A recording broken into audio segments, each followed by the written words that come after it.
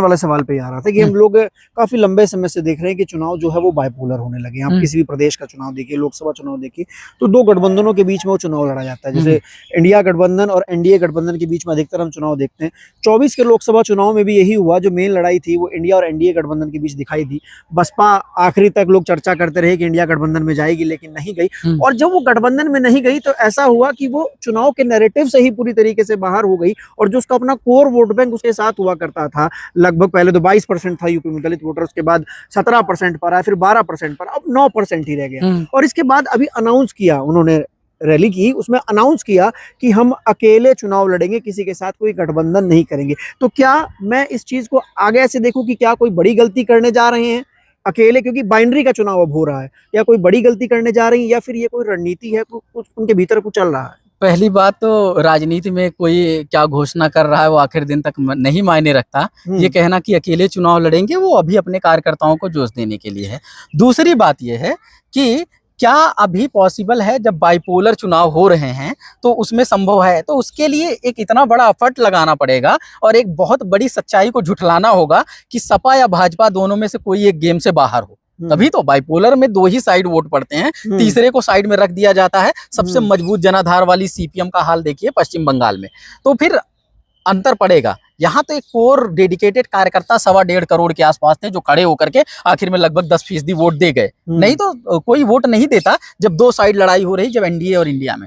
तो इसमें दो ही तरीके बचते हैं। एक, या तो अपना प्रचार तंत्र इतना मजबूत कर लो, क्योंकि आपके पास विचारधारा है, आपके पास गुड गवर्नेंस है, आपने काम ऐसे ऐसे किए हैं कि जिसको बताते जाओगे तो लोग सुनकर हैरान हो जाएंगे कि क्या इतना विकास दर हो सकता था कभी, क्या इतनी अच्छी कानून व्यवस्था हो सकती थी कभी, क्या इतनी राजनीतिक सामाजिक चेतना हो सकती थी, क्या इतना महिला सशक्तिकरण हो सकता था क्या। तो बहन जी के कार्यकाल को अगर कोई देखेगा तो वो हैरान हो जाएगा। जो बसपा का समर्थक नहीं होगा वो भी होगा, या जो पत्रकार है, विश्लेषक है, उसको भी लगता है कि हाँ भाई, चाहे एनसीआरबी के आंकड़े उठाकर देख लो, चाहे फिर नीति आयोग की जो रिपोर्ट आई है उसको उठाकर देख लो कि 2007 से 12 का कार्यकाल कैसा था।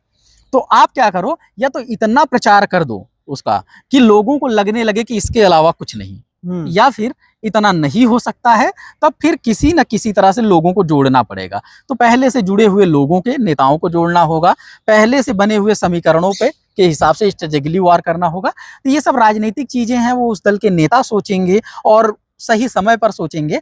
हमारा पत्रकार के तौर पर विश्लेषण करने का एक जो बनता है, इस बीमारी में, परेशानी में जब मेरे महीनों हॉस्पिटल में बीत रहे हैं तो तुम उठा लाए इस बात पर चर्चा करने के लिए। तो एक वजह यही थी कि भाई एक वो होता है कि कहीं राजनीतिक घटना होती है तो दक्षिणपंथी लोग पीछे पड़ जाते हैं, लेकिन लिबरल कहे जाने वाला मीडिया डिफेंस में आ जाता है। दूसरे साइड क्या होता है कि लिबरल मीडिया वाह वाह करता है तो दक्षिणपंथी मीडिया अटैक करने लगता है। लेकिन जहां जाति का सवाल आता है, जहां वंचित तबके की बात आती है, जहां अछूत कह दी गई है कि जाति के महिला नेतृत्व की बात आती है, वहां पर लोगों के टोन बदल जाते हैं।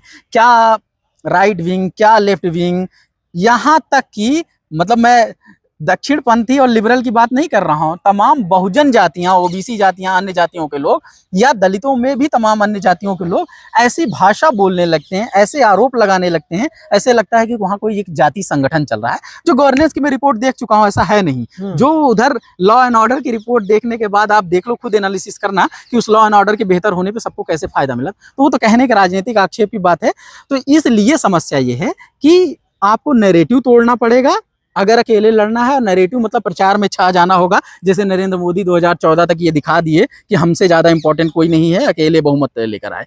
वो बहुत दूर, बहुत कठिन है, लेकिन इम्पॉसिबल नहीं है। या तो वो कर जाओ, या फिर तमाम समीकरण बनाओ और अपनी रिलेवेंस लेकर आओ, ताकि लोग आपसे जुड़े और राजनीति में कुछ बेहतर करें।